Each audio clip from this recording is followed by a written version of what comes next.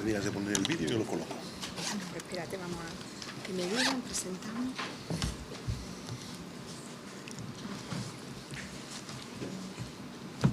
Hola, buenas tardes ya y feliz año nuevo a todas las personas que formamos parte de este proyecto de Escuela de Familias Adoptivas.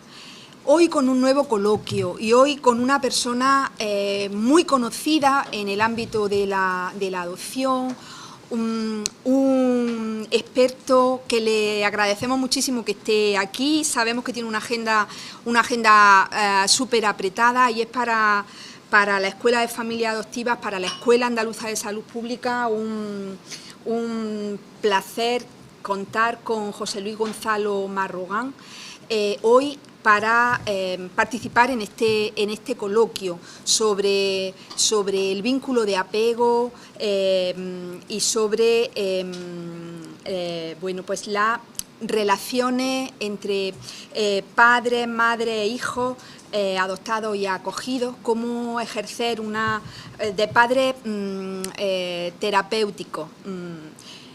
Vamos a hablar de vinculación y apego.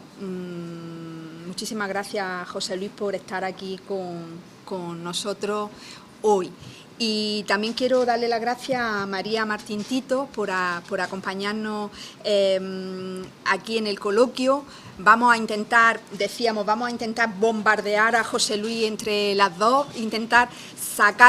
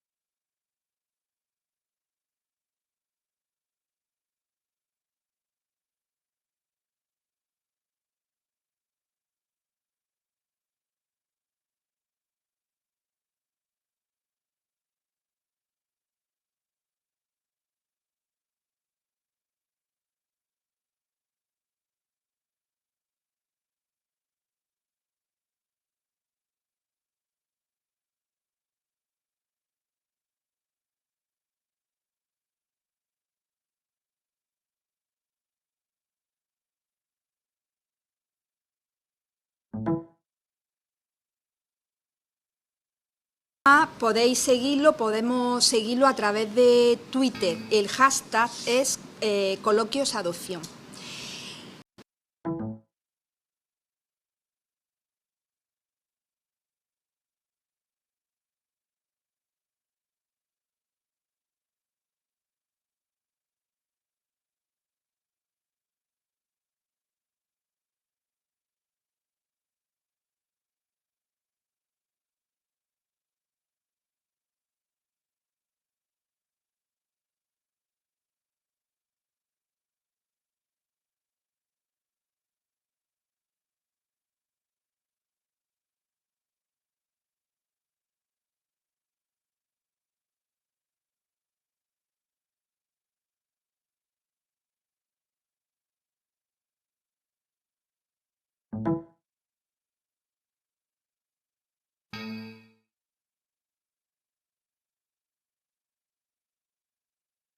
Momento, muchísimas gracias a las personas que estáis aquí,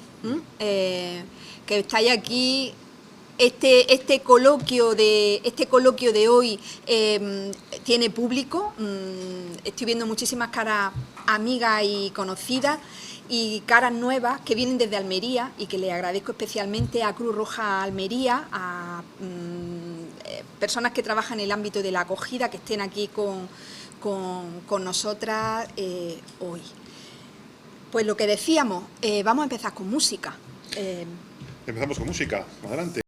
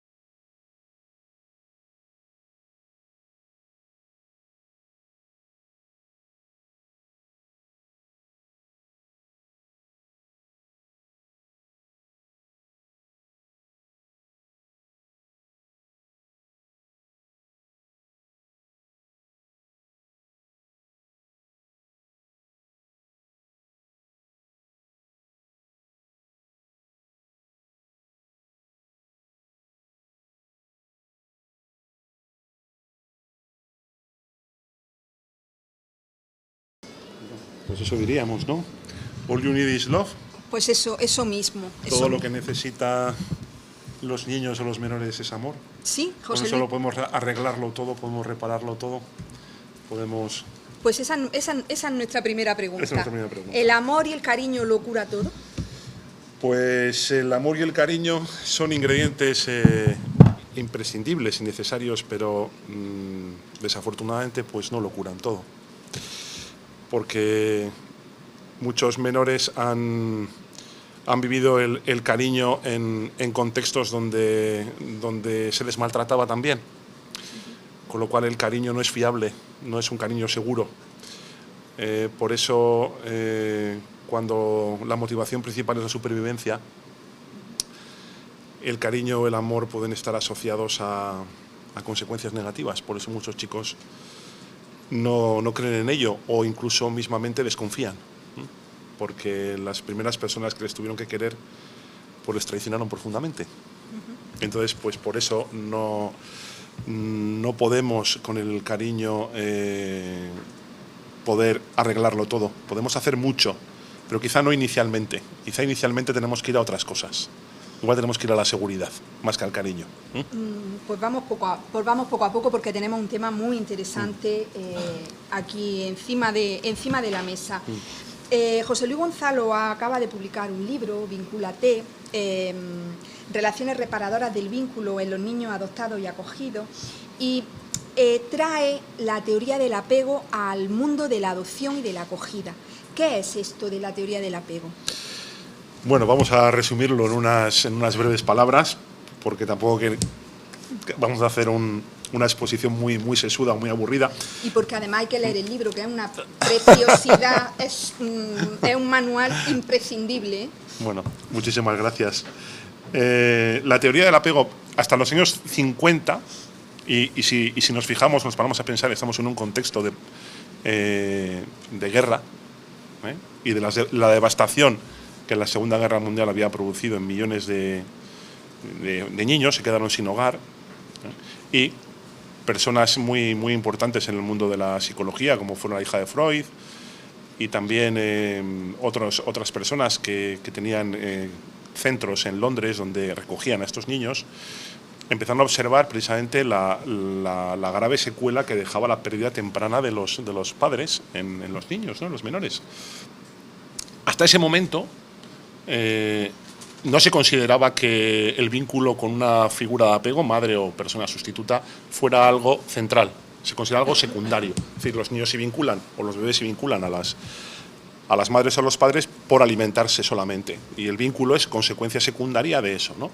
Pues un señor llamado Bowlby, en ese contexto, junto con otros autores, fue quien desarrolló esta teoría del apego y vino a decir que no, que la motivación fundamental del ser humano es vincularse con un adulto competente, usualmente la madre, pero puede ser otro, que garantice la satisfacción de las necesidades del niño y le proporcione un lazo, unión intensa, duradera, en el espacio-tiempo, a través del cual le dé seguridad. La obsesión, entre comillas, dicho con propósito positivo, lo central en el apego es la consecución de la seguridad, de la sensación o el sentimiento de inseguridad. Si tú preguntas a los padres adoptivos en una conferencia, sí, lo probaremos a la tarde cuando estemos con ellos, si consideran que sus hijos tienen un problema de seguridad, te levantarán la mano igual 9 de cada 10. Ahora, si quieres, yo hago una aportación. Venga, pues adelante, María. ¿Sí? Bueno, pues yo, lo primero, una vez que terminé de leer este libro, Vincúlate, porque le he hecho 2 lecturas. Una primera, en la que nada más empezar me di cuenta que nos adentraba desde el comienzo en el cerebro del bebé, la importancia del cerebro de un bebé.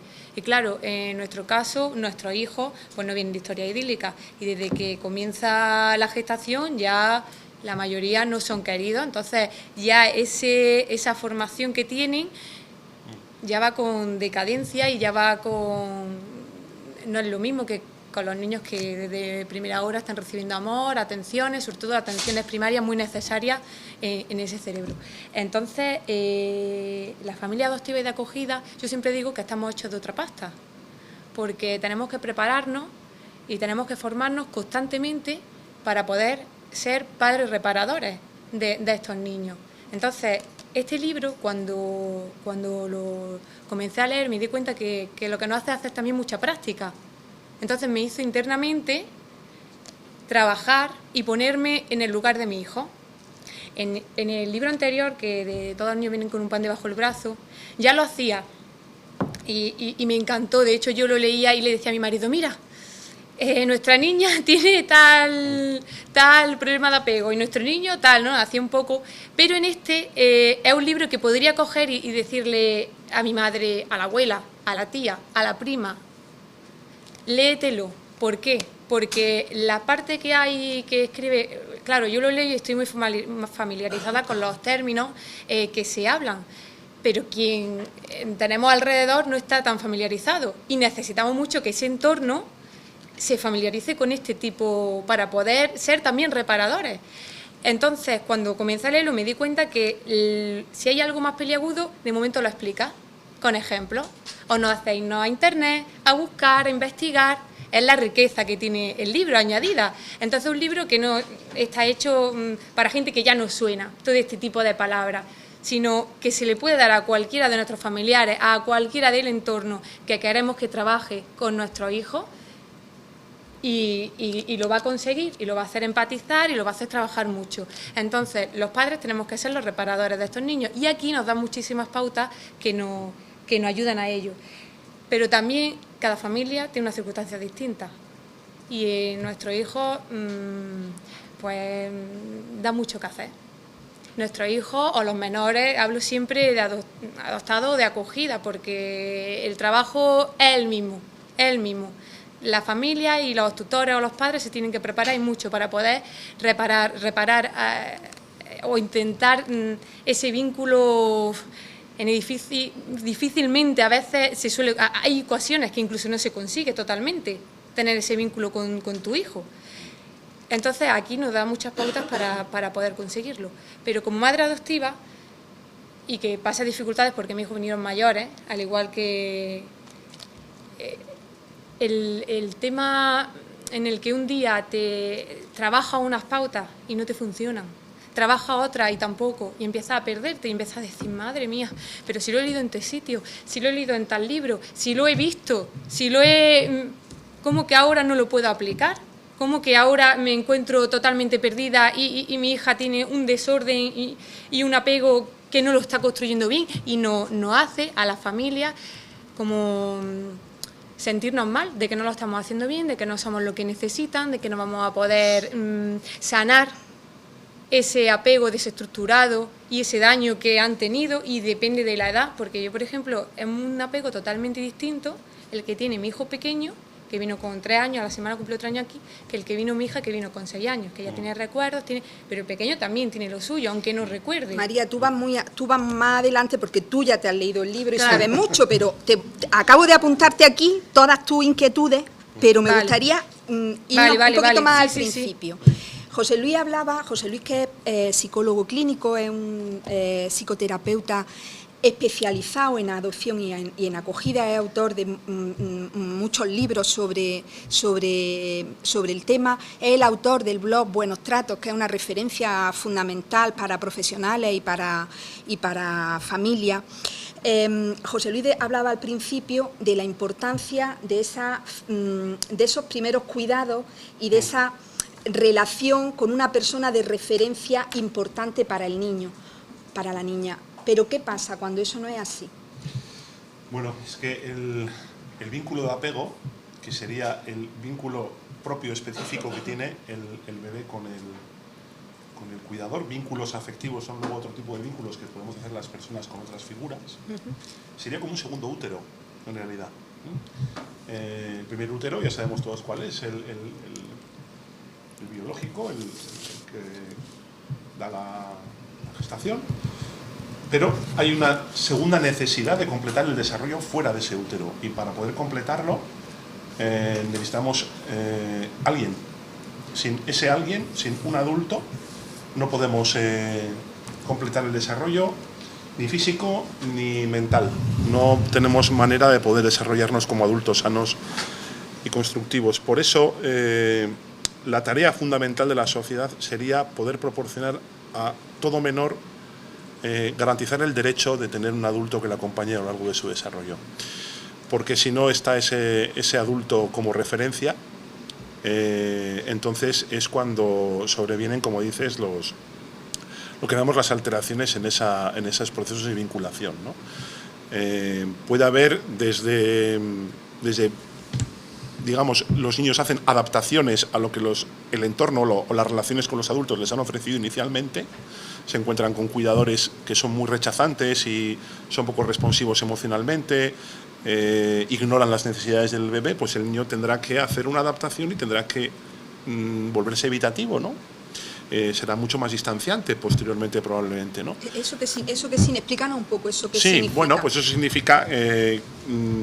significa que cuando de alguna manera todo el bebé nace con un equipamiento de alguna manera, ¿no? Con una especie como de kit de base, ¿no? Que es una serie de conductas, como son pues todos los que son padres o madres las conocen, ¿no? Llorar, pedir brazos, fijarse dónde está la madre, sonreír. Y entonces, esos son conductas de apego que están preprogramadas para poder atraer al cuidador y poder empezar el ciclo de O sea, que comunicación. las desarrolla Eso el es. niño para que esa figura... Sí, están haga equipadas, caso, estamos ¿no? equipados con ellas. Luego, lo que pase en esa relación, en esa viada, utilizo el término madre, pero es un término universal, puede ser otra persona, lo que pase en esa viada, lo que haga el cuidador con ese bebé, es decir, cómo se comunique con él, cuánto de sensible sea, si tiene capacidad empática o no, si tiene capacidad de calmar, de regular, de tranquilizar a ese bebé, si es capaz de sincronizarse bien con él, si eso va produciendo en un clima de cuidados, en un clima de cariño, en un clima de afecto, en un clima seguro, pues ese bebé se desarrolla sano, con muchas más probabilidades de desarrollarse sano que a nivel psicológico, a nivel físico incluso. Una de las cosas que se observaron en esos años 50 que hemos comentado es que bebés dejados en orfanatos con las necesidades físicas cubiertas pero sin ningún tipo de comunicación con un adulto llegaban incluso a morir. Que es el famoso libro que todo profesional de la infancia conoce, que es El primer año de vida del niño, de René Spitz, ¿no? Entonces, bueno, pues eso es lo que puede suceder, ¿no? Que se producen alteraciones en ese vínculo. Entonces los niños las resuelven en función muchas veces de con qué tipo de cuidador hayan topado, ¿no? Si se encuentran en un entorno donde la distancia, ¿no? El abandono emocional, el abandono físico es lo que predomina, pues el niño entenderá que por mucho que proteste, por mucho que emita esas conductas de apego para llamar al cuidador, no vendrá nadie. Entonces sus cerebros se apagan, se desconectan y las necesidades de vinculación se apartan. Hay niños, de hecho, Sí. que vienen y cuando intenta, la primera noche que pasé con mi hijo, precisamente se balanceaba para dormirse. Es su modo de nadie ha estado ahí para calmarlo en un momento que ha necesitado esa calma, entonces lo que hacía era balancearse. Cuando estaba en una situación que estaba nervioso, estaba en la silla y estaba así. Y pasaron muchos meses, por eso era muy importante, pero el tiempo Exacto. es más. El tiempo es fundamental porque si hay mucha demora, pues un niño no entiende, un bebé no entiende, no tiene herramientas cognitivas, pensamientos para entender la situación. Necesita al adulto al lado incluso para poder gestionarse emocionalmente y para desarrollar su cerebro inclusive, es decir, porque el apego llega más allá. Es decir, el cuidador lo que hace es estructurar, orquestar todo el desarrollo genético, ¿no? De alguna manera que está ahí inscrito. Si ha habido, por ejemplo, intermitencias, ¿no? Ha habido, por ejemplo, algunos niños adoptados suelen tener ese tipo de patrón de apego, ¿no? Se ve que ha habido alguien ahí, pero ese alguien como el Guadiana, ¿no? Aparece y desaparece. Entonces ese niño crecerá con más angustia, con más ansiedad, hiperactivará más esas necesidades de apego, será más demandante, como dicen algunos padres, más pegajoso, porque ha aprendido desde muy temprana edad que cuanto más emita conductas de apego, probablemente más se acercará a ese cuidador, ¿no? Y esos son los niños más ambivalentes, ¿no? Los otros serían más los niños más evitativos. Y luego tenemos Y los que tienen más miedo. Y los que tienen más miedos, efectivamente, y los que se desregulan además. Porque eso es una simple voz, a estos niños le... Exactamente. Y luego tendríamos pues el tipo de patrón de apego más grave, ¿no? Que nos encontramos con bastante más frecuencia de la que nos querríamos encontrar, que es el apego desorganizado, ¿no? Que es cuando ha habido además violencia, maltrato y abandono, y ha habido un cuidador muy paradójico que unas veces ha satisfecho las necesidades, otras veces ha maltratado, otras veces ha ignorado, otras veces ha abusado. Es decir, ha habido ahí un patrón muy cambiante y muy incoherente. Este tipo de niños se vuelven muy desorganizados en sus vínculos. Tan pronto se pueden acercar, como se pueden alejar, como pueden confiar, como pueden tener una desregulación emocional gravísima, que es reflejo de lo paradójicos que han sido sus cuidadores. Y cuando no nos encontramos todavía con algo muchísimo peor, que serían los niños que no tienen, que llamaríamos ya un trastorno de apego en sí, es decir, niños y niñas que ni siquiera han podido tener la experiencia de haber tenido una relación, porque el niño evitativo, que ha tenido un vínculo evitativo, de alguna manera ha tenido una experiencia con un cuidador, ha aprendido que evitando, bueno, pues está ahí más o menos... puede tener ahí a la figura de apego. El ambivalente ha entendido que incrementando sus conductas de apego tiene más probabilidad de que la figura venga, y el desorganizado pues hace las dos cosas de una manera bastante incoherente. Pero cuando hay trastorno de apego, es decir, cuando nos encontramos niños y niñas, que yo he tratado a algunos de ellos que provienen sobre todo de orfanatos, que yo creo que ya me parece que poco a poco se van cerrando, esas noticias nos llegan al menos, como por ejemplo son los niños de Rumanía, los orfanatos de Ceausescu, donde los han adoptado con 7, 8 años, 9, y han estado todo el día a oscuras y sin ningún contacto humano y comiendo, bueno, pues nada. Este tipo de niños tienen ya un trastorno del apego, es decir, no ha habido ni siquiera una figura ahí el suficiente tiempo como para que el niño interiorice una figura de apego dentro de su cabeza. Entonces son niños donde las necesidades del vínculo están completamente apartadas, es decir, o son muy desapegados o son una mezcla de todo, y además tienen unas graves dificultades para todo lo que es regulación, control de impulsos, control de la agresividad. Son chicos además que si no están presentes los cuidadores, si no hay un adulto al lado, si ese adulto desaparece, no han podido ni siquiera desarrollar la noción de permanencia, es decir, soy yo alguien, tengo una personalidad, tengo un autocontrol, y cuando no ha habido un adulto ahí delante que haga esa función, este tipo de chicos, cuando los cuidadores se van, cuando los adultos se van, pueden incurrir en conductas peligrosas, en desregulación, en agresividad. Es lo que vemos ya, trastornos de apego, ¿no? O sea, algo mucho más serio, ¿no? No ha habido la posibilidad de interiorizar un objeto, ¿no? Una figura parental en la mente, ¿no? Es esto es un poco lo que en el libro sí. Nos explican, ¿no? Sobre los trajes que se ponen los niños para poder sobrevivir en entornos pues no favorecedores o incluso en entornos hostiles, ¿no? Me pongo el traje evitativo, me pongo el traje bueno, una especie de coraza que me permite adaptarme al entorno, ¿no? Sí, precisamente cuando trabajamos con ellos para acceder a cómo se representan estos niños los vínculos, trabajamos con eso, con la técnica de los trajes, que es una técnica de mi profesora en psicoterapia, María Antañán, que nos enseñó a trabajar con eso, con los niños. Les pones unos trajes, contienen unas descripciones y ellos se van identificando con ello, y vamos trabajando desde ahí. Sí. Claro, que muchas veces lo que los profesionales o los padres vemos y no entendemos, ¿no?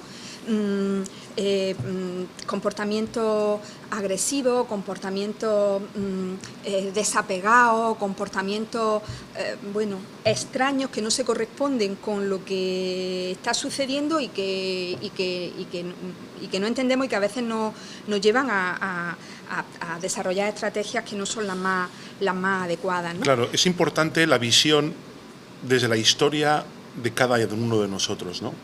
La visión historiográfica, biográfica, ¿no? Somos, según nos hemos ido conformando en nuestro entorno, según nos hemos ido relacionando primero con las figuras que nos cuidaron y después con otros adultos significativos, ¿no? Si la visión es desde ahí, entenderemos que muchos de estos niños son insegurizados y vulnerados, ¿no? Y entonces podremos ayudarles y les entenderemos mejor. Si la visión se vuelve más patológica y es más desde las alteraciones de conducta, desde los trastornos hiperactivos, desde los supuestamente bipolares y cosas así, pues nos quedaremos con una visión muy sesgada, que no digo que no sea cierta, pero que es sesgada, que es incompleta, porque estamos arrancando al niño fuera de lo que ha sido su su historia, y es muy importante. O sea, esto cada vez está, vamos, muchísimo más avalado científicamente, ¿no? La mente y el cerebro no se pueden desarrollar en aislamiento, es imposible. Necesitamos un otro al lado que nos pueda hacer desarrollar la noción de que tenemos una mente, ¿no? Luego, igual hay un vídeo muy conocido que hemos visto muchas veces, supongo que se puede ver también por online, ¿no? Que es el vídeo de Still Face, de la cara congelada, y ahí yo creo que en ese vídeo podemos explicar un poquito la extrema necesidad que tiene el bebé de tener ese adulto al lado para construir la mente, ¿no? Y eso es así. Yo creo que tenemos que intentar entender desde ahí la visión en los niños, porque eso nos ayudará mucho a muchas cosas, a desculpabilizarnos, a no presionar a los niños, a tener la paciencia para que vayan entrando poco a poco en relaciones de vínculos. Si algo hemos visto en el libro de Mariposas en el Corazón, de María y sus compañeras, es que todas cuentan que con el tiempo, con la paciencia, con la perseverancia, dando 2 pasos adelante y 5 para atrás, los niños van entrando en la posibilidad de abrirse a vincular. De hecho, es muy importante la sensación de los padres, como los padres estamos viviendo esto, porque desgasta muchísimo este tipo de apego, este tipo de comportamiento a los padres o tutores. Desgasta pero enormemente, y hay momentos en los que no sabes por dónde tirar y te encuentras hundido, y entonces en ese momento pues el niño lo capta, porque lo capta muy bien, sí. Y entonces el comportamiento o lo aumenta o tiene más miedo. Entonces hay una parte de lo que estás hablando, que tú trabajas los trastornos, que las actitudes se pueden modificar o perpetuar. Y me gustaría un poco porque es un tema que preocupa a las familias adoptivas, si este tipo de trastorno puede ser perpetuo. O este tipo de estilo o de forma de vincularse que han tenido nuestros hijos, y que le ha ayudado a sobrevivir, y que son, pues han sido sus corazas de protección, pero ahora están en otro entorno, ahora están en una familia de acogida, o ahora están con su papá adoptivo. Esto, ¿cómo les quitamos? El traje se les quita, no se les quita, se les rompe, se les rehace. ¿Qué hacemos con esos trajes que traen puestos? Vamos con ello. Bueno, como hemos visto, el evitativo se pondrá el traje de negar la necesidad de vincularse. Para ellos los vínculos no son necesarios, es algo de lo cual se desactivan. El ansioso ambivalente estará con una gran ansiedad sobre si será suficientemente querido o no, suficientemente amado o no, y siempre con esa incertidumbre. Y el desorganizado tendrá una mezcla incoherente de todas. Todos además con una intensa desregulación emocional y con unas grandes dificultades para regular su conducta y sus emociones. Como hablamos en el libro, la experiencia de cuidado se va registrando en la memoria del niño. Primero en forma de sensaciones, después en forma de emociones y después en forma de representaciones mentales, que es algo así como un chip que contiene un programa. Entonces el programa que de alguna forma ha desarrollado el evitativo, en base a sus experiencias reales y también en base a cómo lo ha procesado cada uno, pues es no necesito los vínculos. En ansioso ambivalente es, qué miedo me dan los vínculos, dudo de ello, no estoy seguro, igual sí, igual no. Y el desorganizado es, qué buenos son los vínculos, cómo dudo de ellos y no los necesito. Todo mezclado. Bien, esto para el primer año de vida haya una primera tendencia marcada.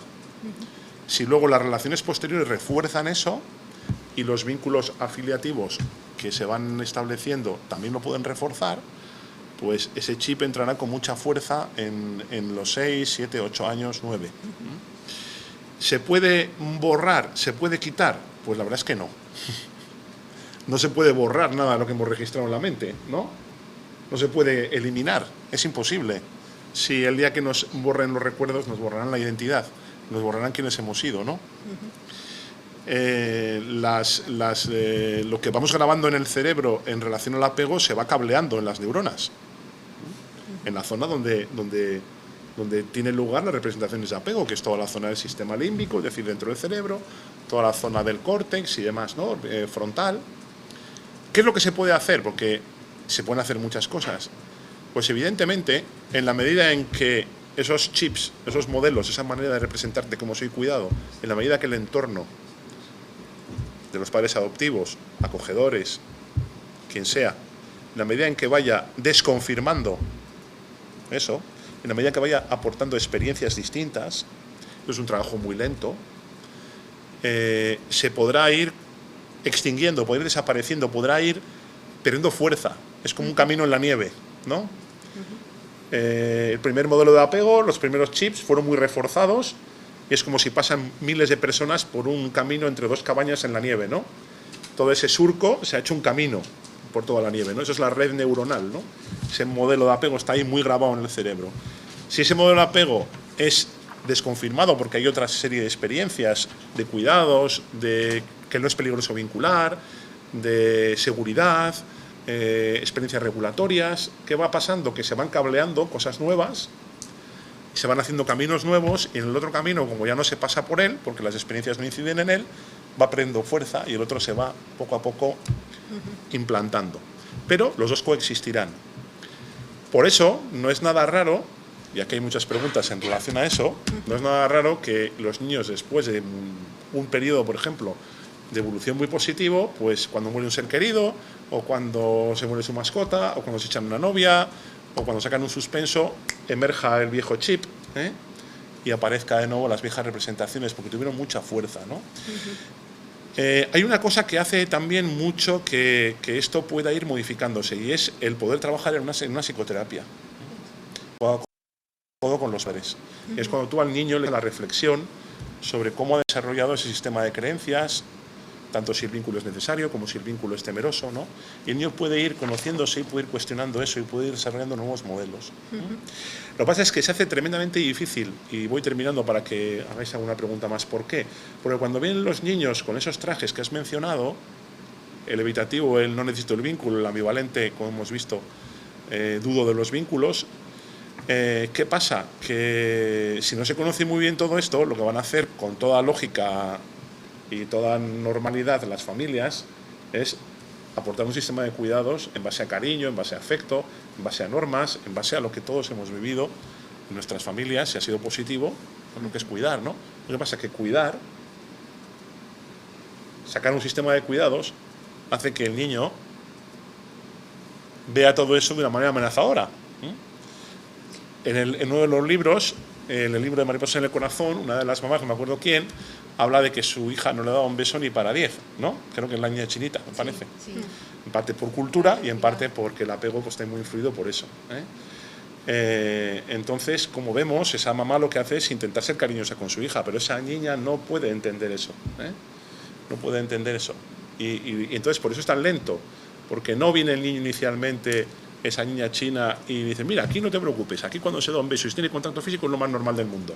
Es lo que todos... No, ella lo vivirá como algo peligroso y lo rechazará, ¿no? A base de tiempo, a base de esfuerzo, a base de trabajo, a base de ir generando mucha seguridad, se pueden empezar a conseguir hacer aproximaciones corporales. Y de otro tipo, mucha paciencia. Por eso al principio, y esto va a ser muy duro lo que voy a decir, no os aconsejo que vinculéis con los hijos desde el principio. No vamos a intentar fomentar el vínculo desde el principio. El vínculo va a ser la consecuencia que se va a producir después de un trabajo donde nos hemos ganado su confianza, nos hemos ganado su capacidad de aproximarse, hemos trabajado los miedos, y eso pueden hablar mucho más las madres que yo mismo, ¿no? Pero por eso cuesta tanto, porque las cosas que funcionan con los demás niños que han estado desde el principio con sus familias, con estos chavales, no funcionan tanto.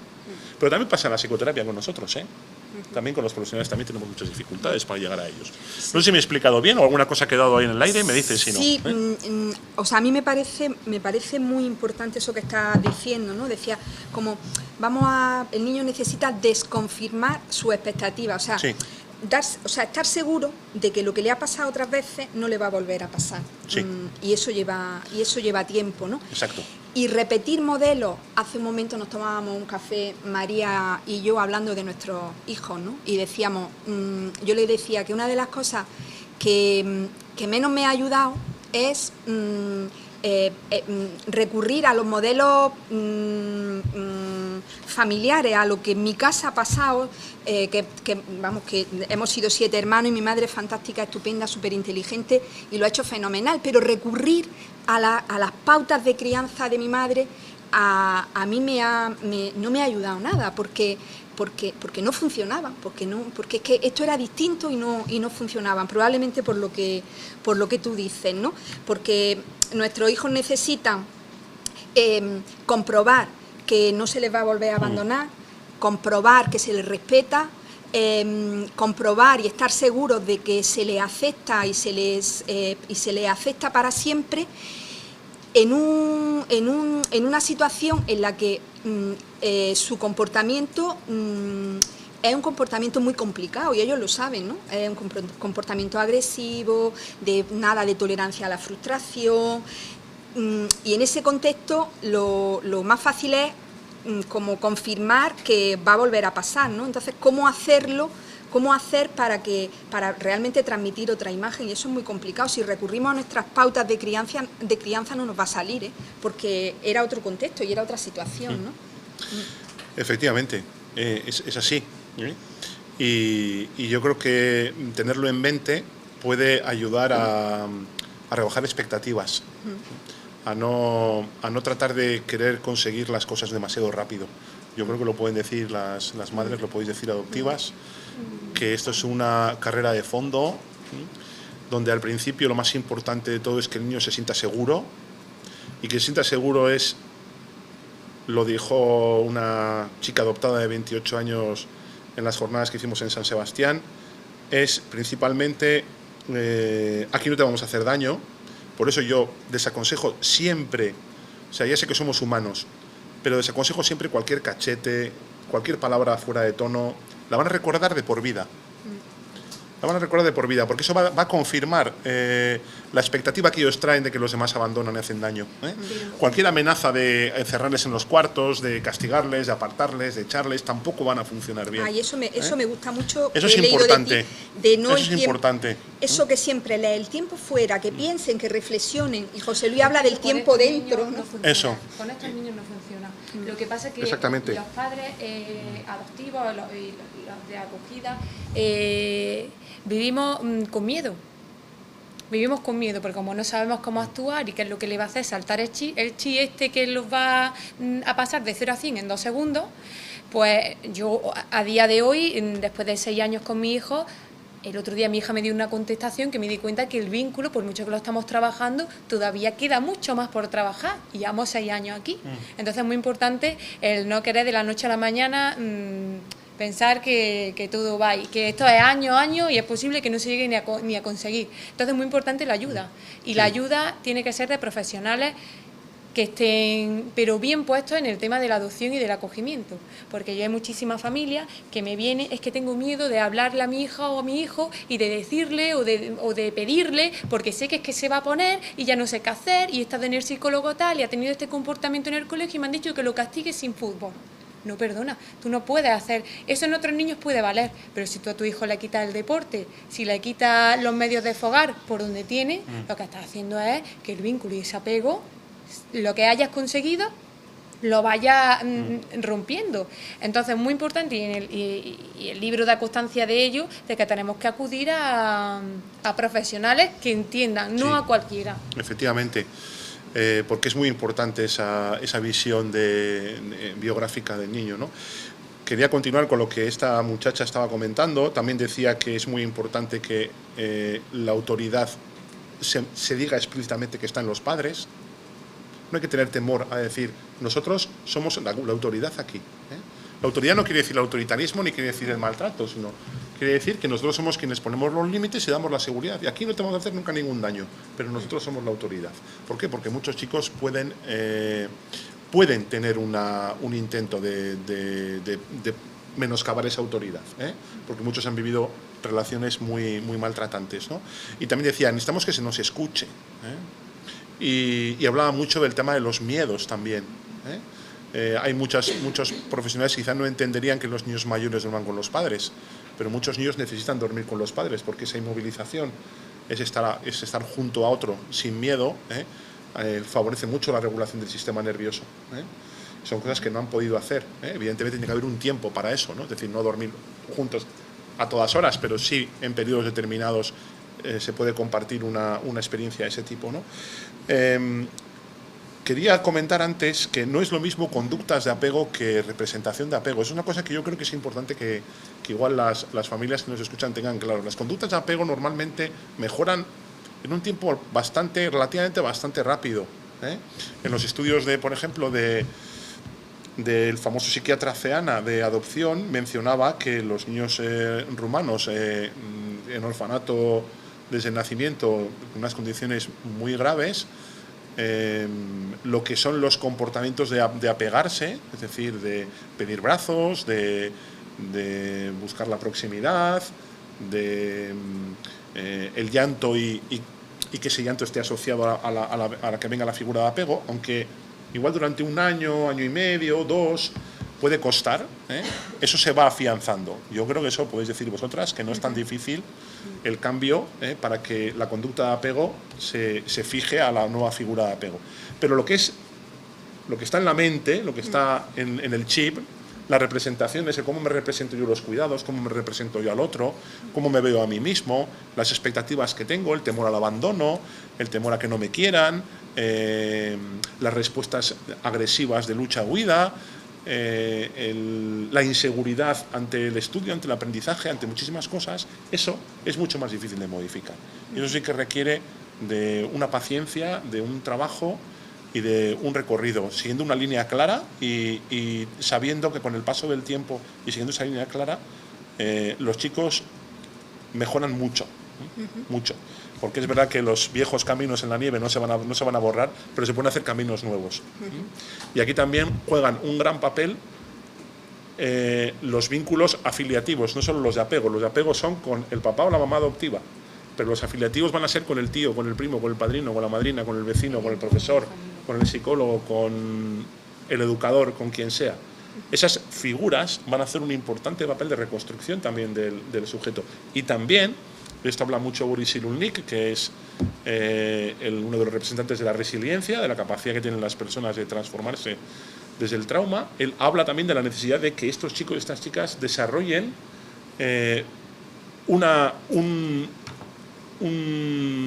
digamos, una capacidad o una habilidad en la cual ellos pueden destacar, porque transforma el dolor en algo constructivo. Pintar, bailar, dibujar, hacer gimnasia, cantar, lo que sea.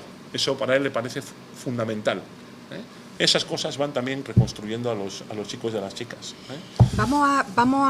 Enseguida vamos a intentar dar respuesta a algunas de las preguntas que nos habéis enviado por las redes sociales y a las preguntas que podéis tener las personas que nos acompañáis aquí en la sala.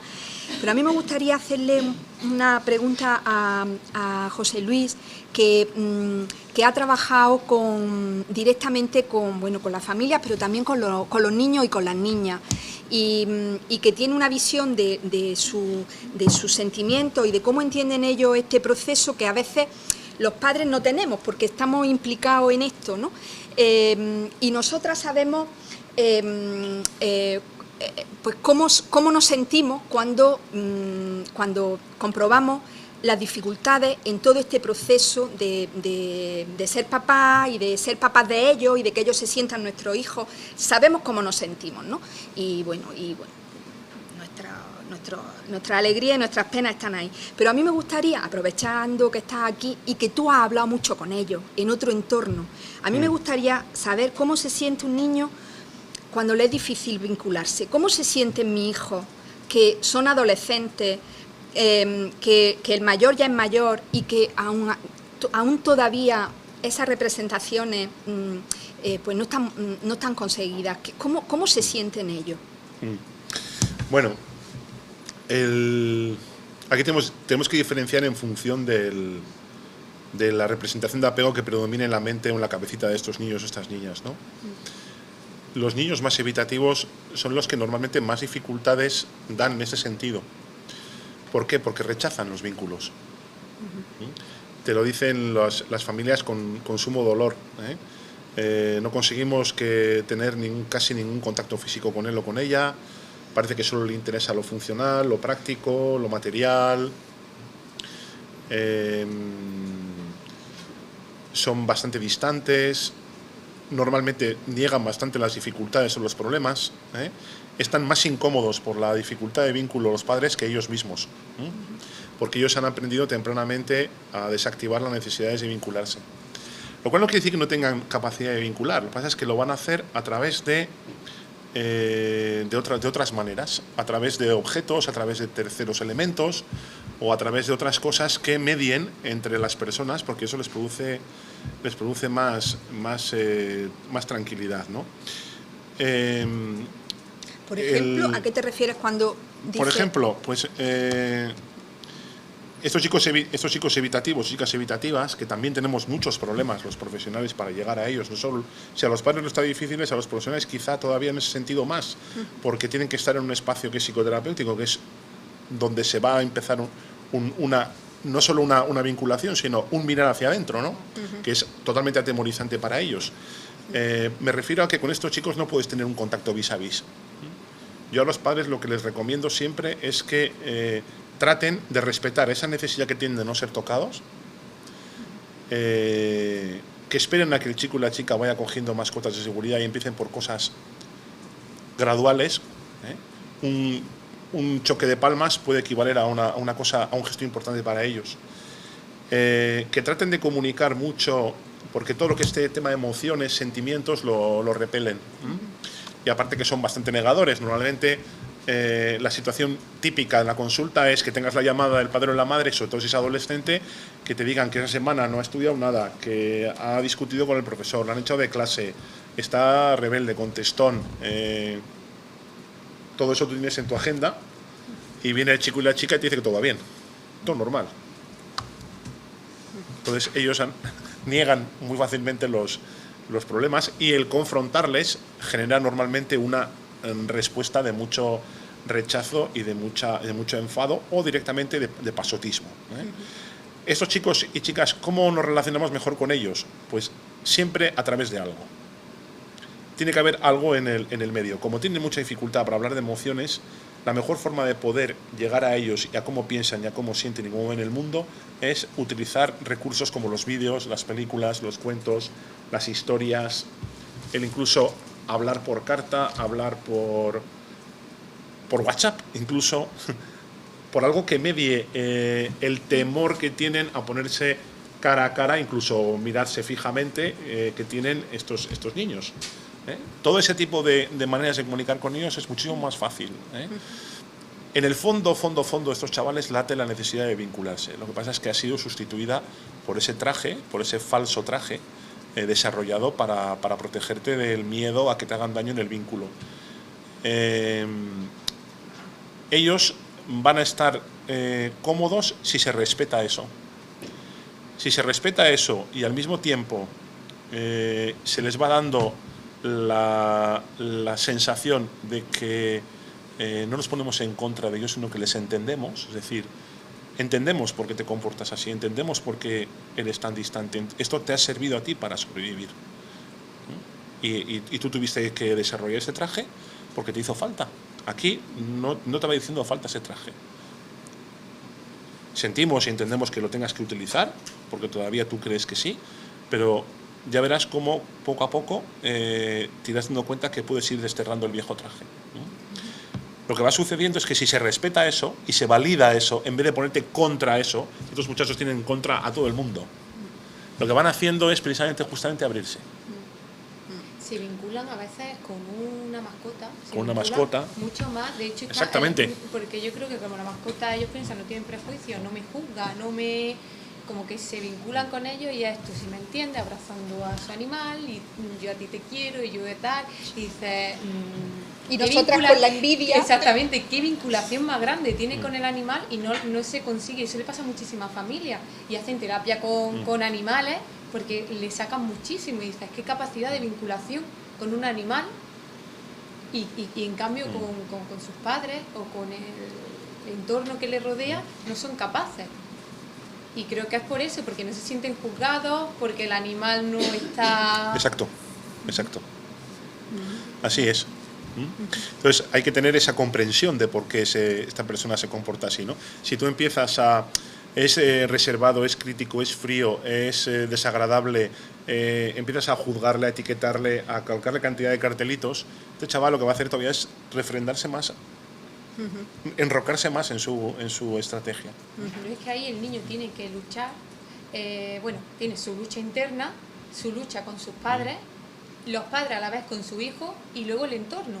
Sí. porque la escuela etiqueta, los maltrata psicológicamente, no son comprendidos. Y los padres, que ya de por sí estamos luchando y estamos... Es que se habla mucho de los niños, pero los padres también necesitamos aprender esa vinculación y necesitamos, además, independientemente, todos traemos un pasado. Exacto. Y todos traemos... De eso no hemos hablado, pero habría que hablar y en el libro se habla de ello. Por eso, y es una de las cosas que más me gusta, porque todos traemos un pasado, traemos unas creencias y que nos condicionan también a la hora de apegarnos a nuestros hijos, de vincularnos y de relacionarnos con otras personas. Y entonces ahí hay un aprendizaje mutuo. Yo siempre digo que mis hijos son mis mejores maestros, porque son los que me están haciendo crecer personalmente, con sus cosas buenas y con sus cosas malas. Igual que seguramente ellos tienen que aguantarme a mí con lo bueno y con lo malo, y a su padre. Y entonces juntos vamos creciendo y vamos haciendo ahí la familia de la mejor manera posible. Y este libro de Vincúlate a mí me ayuda muchísimo, por eso le hice 2 lecturas. Tenemos aquí algunas preguntas que tienen mucho que ver con lo que estamos hablando.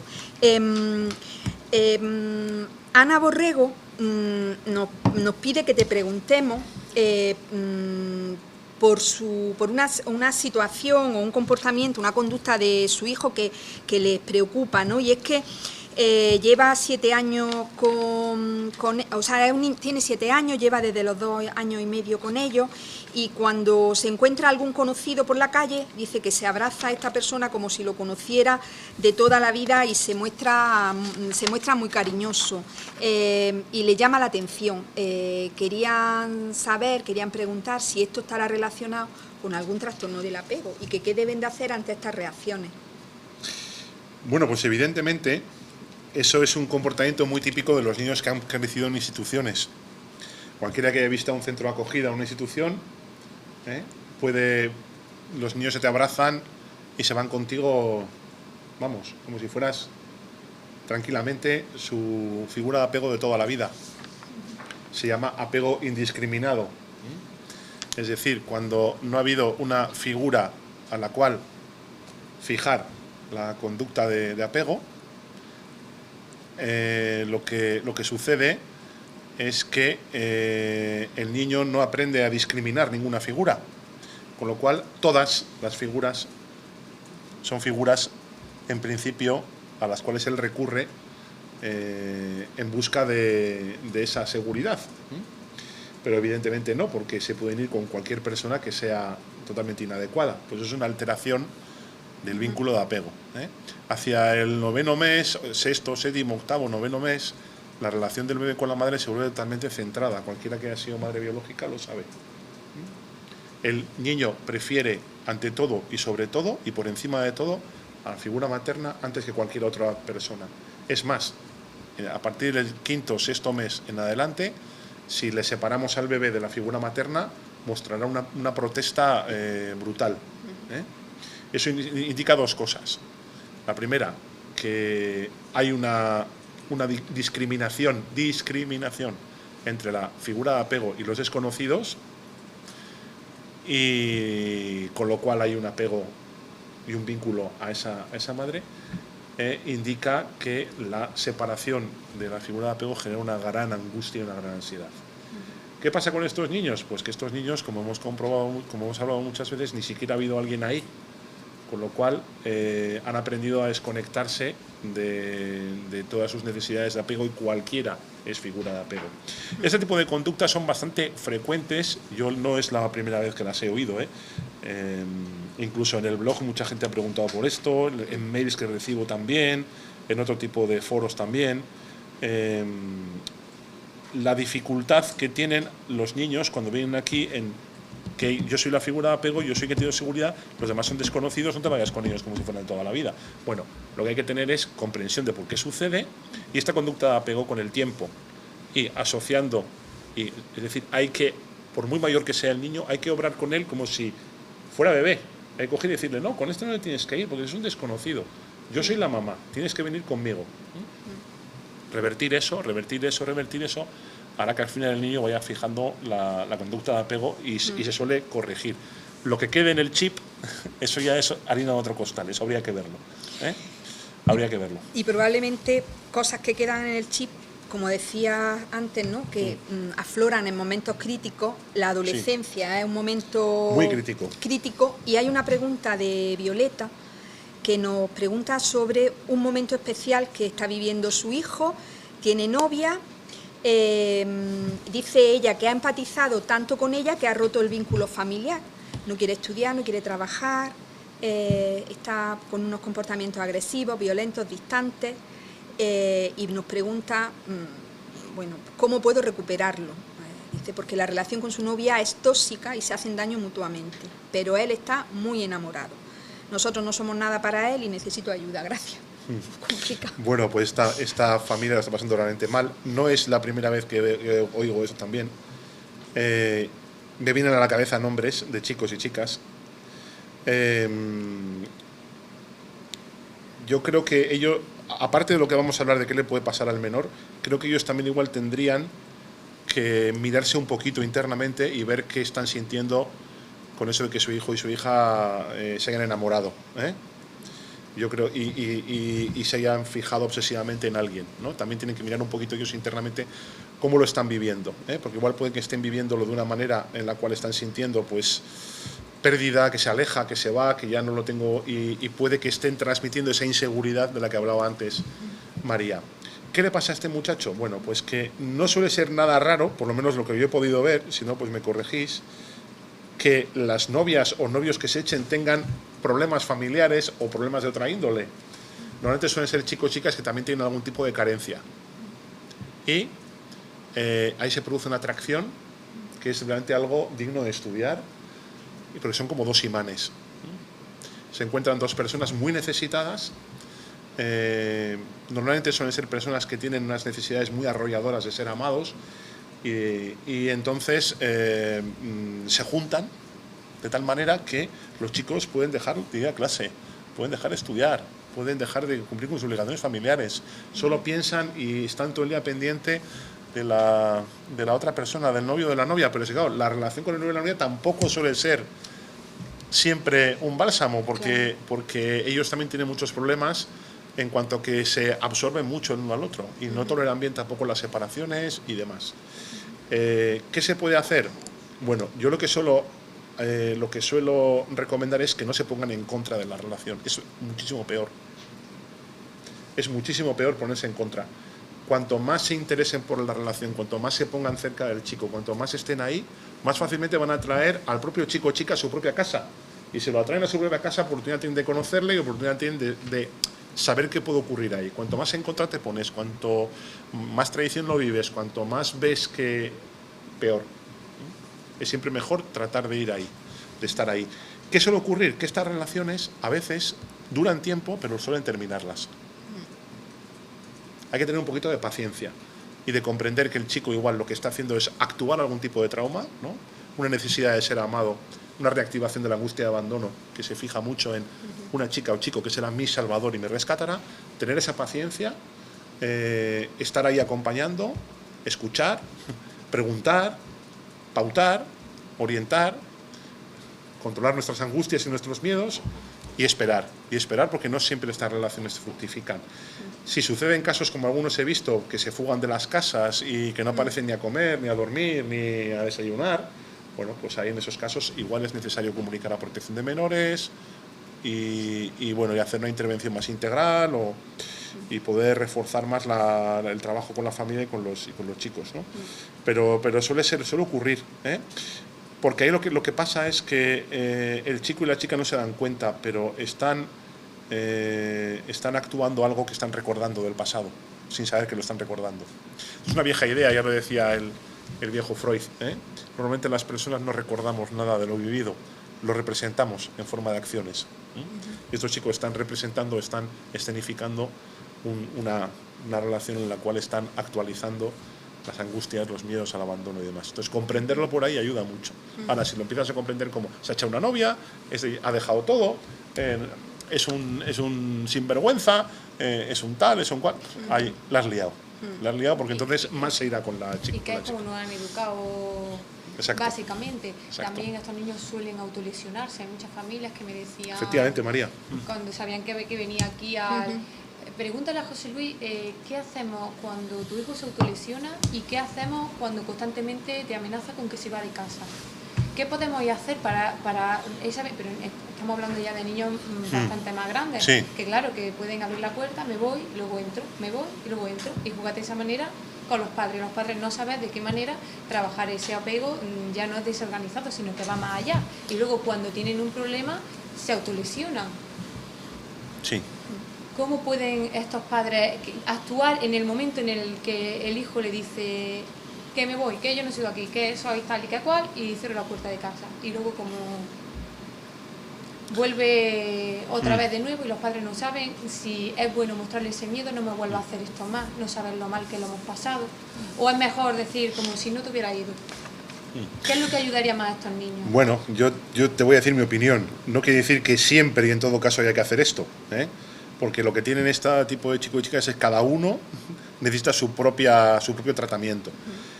Lo que hacen este tipo de chicos y chicas es, no sé de qué manera y cómo, pero saben sacar lo peor muchas veces de nosotros mismos.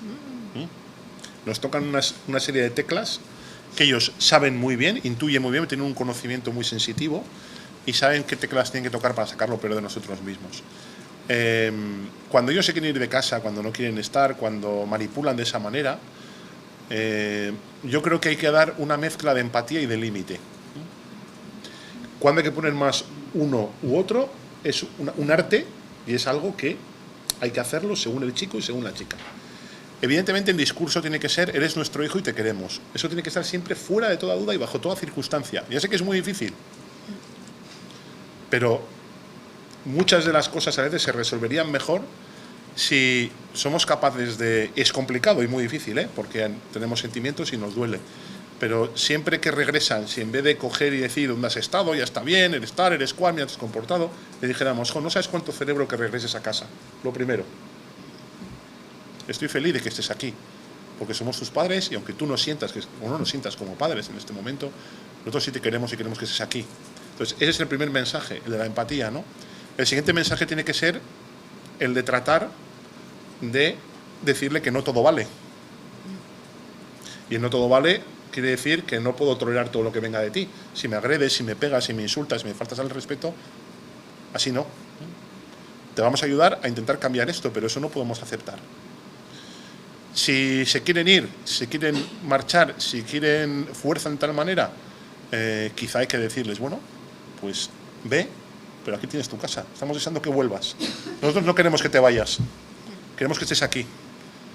Y vamos a sufrir muchísimo. Bueno, si son menores, desde luego, tenemos que plantearnos hasta qué punto les podemos dejar ir. O no estoy hablando de chicos más mayores, de 18 para arriba. Son menores, evidentemente, tenemos que hacer todo lo posible para que no se vayan, porque un menor no se puede ir a la calle así de buenas a primeras. Tenemos que comunicarlo a protección de menores, ¿no? Pero cuando son chicos, por ejemplo, que a veces lo hacen súbitamente, los de 18, 19, de repente un buen día dice: me quiero ir, he conocido no sé quién y me voy. Bueno, se encienden todas las alarmas, lógicamente, pero igual hay que decir: nosotros queremos que te quedes aquí, nos gustaría hablar de por qué te quieres ir, te queremos, eres nuestro hijo, pero si tú crees que te tienes que ir, dinos con quién, dinos cuándo, dinos dónde, y te podremos ayudar, pero no queremos que te vayas, nos gustaría saber por qué, ¿no? Tratar de incentivar la colaboración, la negociación, el poder acercarnos a hablar, más que nos saquen pero ¿por qué te quieres ir? Pero ya está bien, pero tú tal, pero tú cual, ¿por qué te has pensado? Pero tú qué te crees que eres un chiquiricuatre, ¿a dónde vas a ir si no tienes donde caer de muerto? Nos sacan lo peor de nosotros mismos a todos, y todos caemos en esa situación. Entonces no hay ninguno que no caiga en esa situación, yo también, o sea, todo el mundo. Entonces sí que es verdad que si somos capaces de poder tender una mano siempre, igual el chico dice: ostras, me han dicho que si quiero me puedo ir, pero que esta es mi casa y que me quieren y que yo puedo volver aquí. Eso ahí queda, en la cabeza queda. A ver qué hace con ellos luego. Igual se va y en un par de días o a la media hora vuelve. Entonces, por lo que estás hablando, también es importante tener Sí. controlado las amistades. Porque en caso de que se vaya, por lo menos saber que tienes un amigo para echar a mano y decir: oye, que tienes puertas abiertas, que se ha ido, qué tal, pero dime qué pasa o dime qué te cuenta. Sí. ¿No? Controlar las amistades de estos niños, porque además tienden Sí. mucho a irse con amistades. Si son menores, sí. que no les conviene tanto. Son menores, tenemos que interesarnos con quién y con quién no están, ¿no? Cuando son más mayores, cuando tienen 18 y 19 años, no tienen la edad de su carné, de su carné. Pero ahí es más complicado porque ya, a pesar de que no tengan capacidad para conducirse solos, reclaman su derecho a hacer lo que ellos quieran, ¿no? Entonces ahí es más difícil y por eso ahí la ilusión de controlarles es más complicada, ¿no?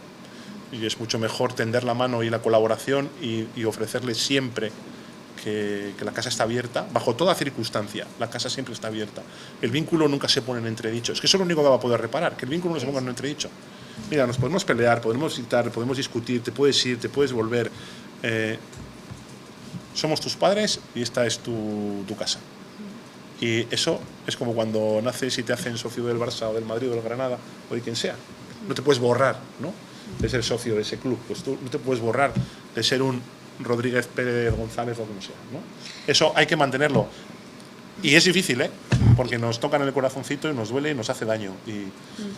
Y es difícil, pero funciona. Y además funciona porque es lo único que ya sí. Con niños mayores, mi hijo mayor tiene 18 años y bueno, y es lo único que funciona. A veces dices, jolín, qué difícil cuando tenga 18 años y en mi experiencia pues no es tan difícil, porque es que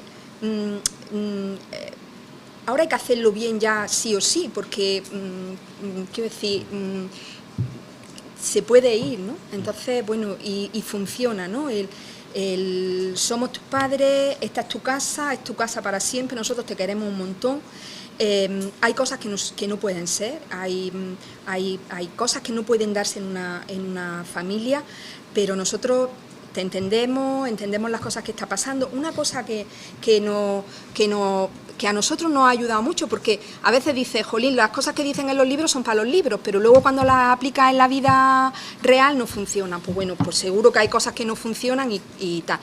Yo puedo contar que hay una cosa que leí en este libro que nunca había utilizado y que ha sido mágico, y es el explicarle al niño por qué hace lo que está haciendo. En una situación en la que uno de mis hijos tenía un comportamiento muy agresivo, ¿no?, muy violento en la casa, ¿no?, y que no había manera de pararlo, ¿no? Otras veces lo hemos dejado que se agote, tal, pero aquí nos propone, hay una propuesta que utilizamos y que la verdad que fue mágica, quizás no funcione siempre, y es decirle, ¿por qué? O sea, estás haciendo esto, estás dando golpes, estás hablando así, porque cuando eras pequeño esto te ayudó. Y esto te hizo enfrentarte a situaciones muy complicadas. Y este fue el traje que tú te pusiste y con esto venciste una situación en un ambiente muy complicado cuando eras chico. Y jolín, este es tu traje de héroe. Y te queremos un montón. Y te queremos así. Lo que no nos gusta es lo que estás haciendo. Y aquí ya no te hace falta. Ya no te hace falta gritar, ya no te hace falta chillar, podemos hablar. Entiendo que no te guste lo que te estoy diciendo, pero esto no son maneras. O sea, así no. Pero te queremos un montón. Y además, y te quiero y entiendo que estés haciendo lo que estás haciendo, pero es que ya no te hace falta. Mágico. Absolutamente fuera, se extinguió. Yo tengo que ser honesto y tengo que decir que esto es del gran Jorge Barudi. Pues funciona. Jorge Barudi, ¿sabéis quién es? Es un sí, claro. Psiquiatra, psicoterapeuta familiar, es nuestro formador en este modelo de trabajo con los niños. Él, ya sabéis que fue torturado por la dictadura de Pinochet, él sabe lo que son los malos tratos, él sabe lo que es sufrir, y es el primero que escribió y habló sobre esto, unos de los que habló sobre el dolor invisible de la infancia, ¿no?, que es el dolor del maltrato, las heridas que no se ven, ¿no? Y él dice que eso hay que reconocer. Hay que reconocer. No hay que reconocer que tengan dificultades, hay que reconocer que ha habido un daño. Y el daño es invisible, pero tú no vienes con un puñetazo en el ojo y no vienes con un ojo morado. pero vienes con unos daños en la capacidad de vincular que hacen que tú tengas unos trajes, como tú has comentado, y el reconocerle al niño, mira, tú haces esto por esto, no porque tú seas malo, seas tonto, seas un friki, porque algunos de ellos se sienten frikis, extraños, extravagantes, sino porque a ti esto lo necesitaste. Y eres un héroe y has sobrevivido gracias a eso. Claro, y es como estamos orgullosos de ti. Es como una liberación. Yo le veía la cara y lo vi como... O sea, otras veces, jolín, lo que hace, no sé cuánto, la sensación de, jolín, ¿por qué me porto tan mal? Yo creo que en el fondo tienen que decir, jolín, que esta gente no me está haciendo... Pero, ¿y por qué hago yo? ¿Por qué me porto así? Y sin embargo, o sea, ayudarle a entenderse a sí mismo y darle una explicación como que lo salva de ese espectáculo que estábamos viviendo, jolín, una cara como de satisfacción de decir... Jolín, qué bien, que soy buena gente, ¿no? A mí me pareció muy interesante, no sé si funcionará siempre, pero la verdad que yo lo recomiendo. Mercedes Moya, autora del blog Adopción, punto de encuentro, una referencia también en el tema de la adopción, nos hace una pregunta para que te traslademos. Y que tiene que ver también con esta parentalidad terapéutica, ¿no? Dice que si nos podrías dar algunas pautas para aplicar bien la función reflexiva y poder ayudar a nuestros hijos. Bueno, eso es una de las cosas que nos cuesta más a los padres hacer con los hijos, ¿no? Que es favorecer la función reflexiva, ¿no? Ese es un concepto de un psicólogo psicoanalista, una eminencia a nivel mundial, que es Peter Fonagy, que es el que habla de la función reflexiva del cuidador.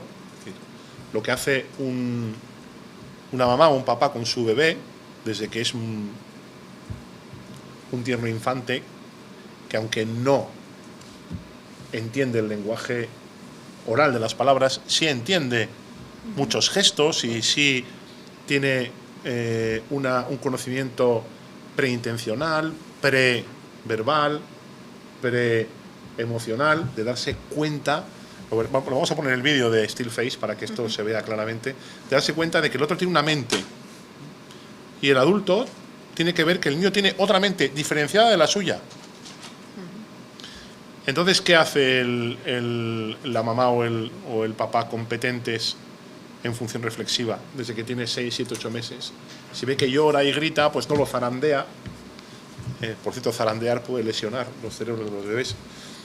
No lo zarandea, no le grita, no lo ignora, lo encierra en un cuarto, sino que lo coge con la mayor paciencia del mundo, con la mayor calma del mundo, y le va susurrando palabras y le dice, ¿te sientes agobiado? ¿Te sientes mal? ¿Estás triste? ¿Tienes dolores? ¿Te duele alguna cosita, cariño mío? Hace alguna cosa, le va marcando ese lenguaje, le va marcando la emoción como propia, como de él. De tal manera que al marcarle la emoción como propia y como suya, y encima poniéndolo en un lenguaje con palabras, reflexivo, el bebé aprende a ver que la emoción es suya y se diferencia del cuidador, y aprende a entender y regular mejor sus emociones y ponerle palabras. Por eso muchos de los chicos adoptados, acogidos, no han tenido esas experiencias de función reflexiva. Y les cuesta mucho verse a sí mismos y ver la mente del otro. Por eso ante un montón de problemas, preguntas y situaciones, vemos o que se callan, o que confunden, o que no diferencian, o que dan respuestas muchas veces de tipo camaleónico, ¿no? ¿Qué podemos hacer? Cuando hay conflictos, yo siempre les digo a todos los padres en la consulta, preguntar primero, disparar después. A todos nos sale la vena de la consecuencia, del castigo, de tu merecido, de poner el límite, que no digo que no. Los chicos y chicas tienen que tener consecuencias que enseñen, sobre todo estos chicos que enseñen, consecuencias bien puestas, no consecuencias que retraumaticen. Pero tenemos que intentar, para fomentar la función reflexiva, tenemos que intentar hacer lo que hacemos los psicólogos en la consulta. Tratar de formularles preguntas. ¿Qué crees que te pasó para levantarte en mitad de la clase y pegar un empujón a tu compañero y decirle, quita de aquí, gilipollas? Y te vio el profe y te dijo, oye, ¿tú qué has hecho a la calle? ¿No? ¿Qué crees que te pudo ocurrir? ¿Cómo te sentiste? ¿Te pasó alguna cosa? ¿Pensaste algo? ¿Estabas nervioso? Eso es. Al hacerle preguntas sobre sus estados, sobre qué le pudo pasar dentro, el niño aprende a trabajar sobre sus estados. Pero si le decimos, ¿cómo? que le has llamado gilipollas y te han echado de clase, te quedas sin play. Exacto. Entonces, pues bien, se queda sin play, pero estos chicos son absolutamente resistentes a todo, a castigos, a todo lo que queráis. Pueden con todo, ¿eh? Es más, incluso algunos hasta se autocastigan. Llegan a casa y dicen, oye, me he ido por ahí, no he hecho los deberes, este fin de semana no salgo. Con eso ya lo solucionan. No, tenemos que trabajar a base de preguntas, ¿eh? y no pretender respuestas inmediatas y respuestas bien dadas. Tenemos nosotros muchas veces que ofrecerles menúes, ¿no? ¿Qué te puede ocurrir? Mira, algunos chicos cuando insultan así a un compañero y le empujan es porque igual se habían sentido enfadados por algo que les había ocurrido, metemos la emoción del enfado, igual habían pensado que ese chico o esa chica estaba pensando algo malo de ellos, igual esa noche no habían dormido bien, igual estaban muy nerviosos porque llegaba la fiesta de Reyes. Vamos metiéndoles frases, palabras que vayan ayudándoles a desarrollar toda la parte superior del cerebro, que es la que no tienen desarrollada. Ellos han funcionado con el cerebro medio y con el cerebro inferior, con el reptiliano, con el cerebro más antiguo, el de la supervivencia. Entonces no tienen desarrollado eso. Entonces, a través de eso, y muchas veces a través de cualquier excusa, cuento, historia, película, serie de televisión, partido de fútbol, y juegos que ayuden a la función reflexiva, al parchís, la oca, los juegos tradicionales, el mus, sobre qué tienes tú, qué no tienes tú. Cualquier juego que suponga ver la mente del otro, adivinar las intenciones del otro, pensar que está el otro pensando, juegos que hay de esos muchos de mesa, el Monopoly, cosas estas, ayudan a todo ese tipo de cosas, más o menos. Se nos está acabando el tiempo y no sé si las personas que estáis aquí acompañándonos queréis plantear alguna pregunta, algún comentario. Sí, por ahí. Yo quería preguntarle a José Luis, porque desde el punto de vista práctico, las personas que vivimos en Andalucía, sobre todo en la parte oriental, el tema de las comunicaciones, de movernos fuera para formarnos es bastante complicado. Entonces, nosotros sabemos que formaciones extraordinarias como las de Barudi o como las del Centro Exil también de crianza terapéutica, pero resultan un poco complicadas, por no decir imposible, de acceder para nosotros. Entonces, mi pregunta es si tú puedes aportarnos o aconsejarnos formaciones o centros que puedan estar trabajando bien y que puedan ser geográficamente más accesibles. Hablo un poco de la línea de Madrid para abajo. No sé si puede haber algún centro, algún profesional que esté trabajando bien estos temas de formación. ¿Te refieres a formación de psicoterapeuta infantil para niños? Formación relacionada con crianza terapéutica o con trabajo relacionado con el trauma, con este tipo de niños, tanto para profesionales como para familias. ¿Para trabajar como psicoterapeuta en un espacio de consulta privada o para trabajar, por ejemplo, desde un servicio técnico donde tengas que fomentar un...? En mi caso, como servicio de apoyo. Servicio de apoyo. Familiar, entonces nos interesa mucho toda esa parte. Es que, fíjate, no conozco. No conozco, porque es que el tema de la creencia terapéutica es un...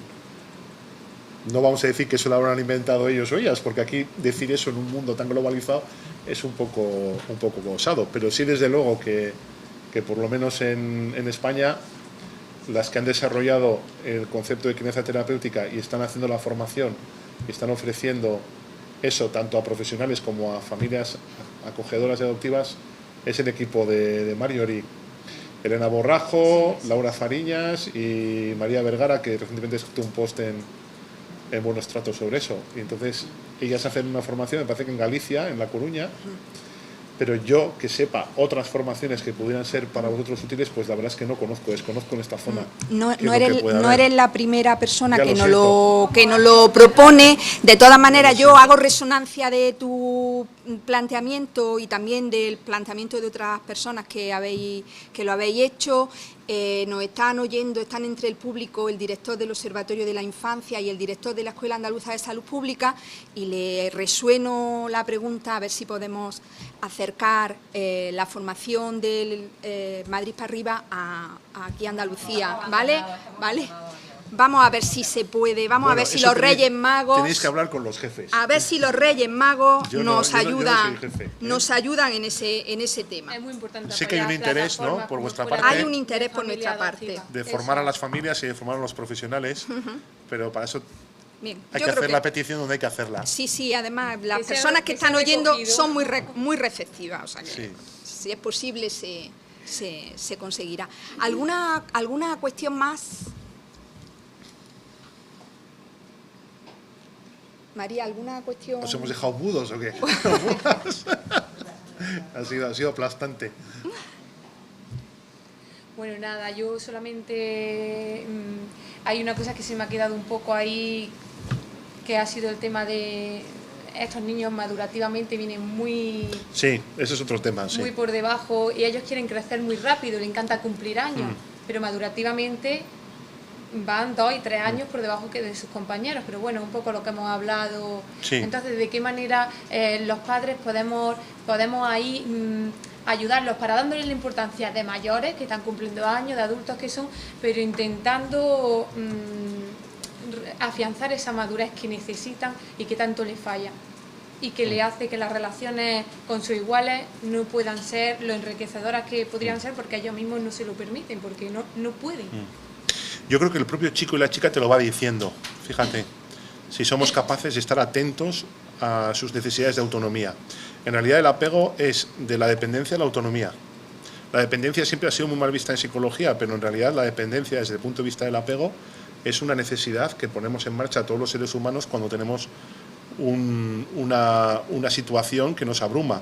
Llamamos a un amigo, llamamos a nuestra madre, le decimos, mira, ha pasado esto, a nuestro padre, y esto otro, y me siento así. Esa es la dependencia sana que tenemos toda la vida, ¿no?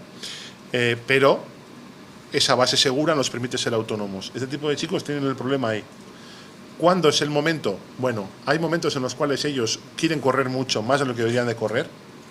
Tenemos que valorar el riesgo de lo que nos pidan, ¿no? Evidentemente, no es lo mismo decir quiero quedarme más tiempo por la noche con mis amigos que, no sé, que me quiero ir un mes a otra ciudad, ¿no? Sí, como los viajes es decir, de estudio. hay que valorar. Que no están preparados para ir de viaje de estudio. Exacto. Y ahora, ¿cómo le dices que no? Entonces,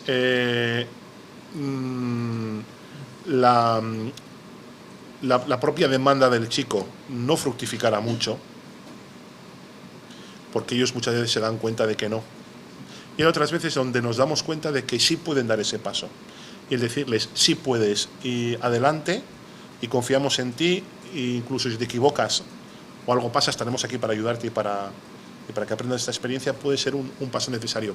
Algunos chicos y chicas, por ejemplo, estos que, como es tu caso, me parece, María, que han venido de Rusia, que la gran mayoría tienen muchas dificultades con el desarrollo también, porque han crecido en unas condiciones muy adversas, incluso siempre está por ahí la mayor probabilidad de consumo de alcohol en las madres en el embarazo. Sí, además traen un nivel de frustración bajísimo y una autoestima Exacto, por los suelos. mucha dificultad regulatoria, sí, en la regulación de las emociones y de la conducta. Necesitan un recorrido muy largo de acompañamiento, pero es verdad que cuando se van acercando a determinada edad, 16, 17, a mí me protestan en la consulta, me dicen, es que ya está bien, tengo a mi madre como una calcamonía pegada a mi culo todo el día, quiero demostrarle que yo ya soy capaz, que puedo hacer las cosas, que he madurado, que he crecido, que he avanzado mucho estos años, y no me deja. Entonces, bueno, eso hay que escuchar también y valorar y decir, bueno, igual es que este chico necesita este plus, y oye, pues vete a viaje de fin de estudios, vamos a probarlo, ¿no? Porque claro, entonces no vamos a fomentar nunca tampoco la autonomía. Y hay otros momentos donde igual tenemos que tener un conflicto con los chicos, tenemos que discutir, igual tenemos que decir, pues no te vemos, y aquí hay mucho riesgo y aunque te enfades no te vamos a dejar ir, ¿no? Porque hay un riesgo objetivable o por lo menos mensurable, entonces ahí igual hay que ponerse más firme, ¿no?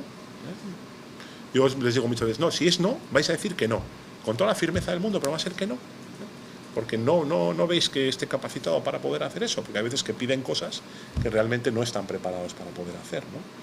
Entonces, bueno, eso hay que ver, pero no es menos cierto que en un momento determinado hay que dar ese empujoncito, que a veces a los padres les cuesta también, les cuesta bastante trabajar sus propios miedos.